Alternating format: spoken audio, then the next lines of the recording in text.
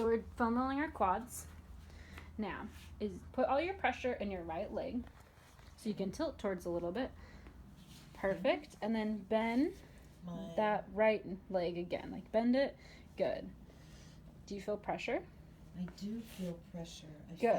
I felt like a little break. I mean, a little knot. So and so what happens is adhesions and muscles can slide while doing this. That's why we have you bend your knee multiple times, because we want more tissue to slide. So what's happening is the foam roller's putting pressure and you're putting pressure. By bending your knee, you're making things slide. So what you can also do is kind of churn to where your pressure's more on the side. So we have IT band just right in that, right anterior to that.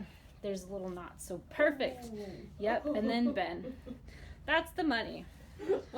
Yep.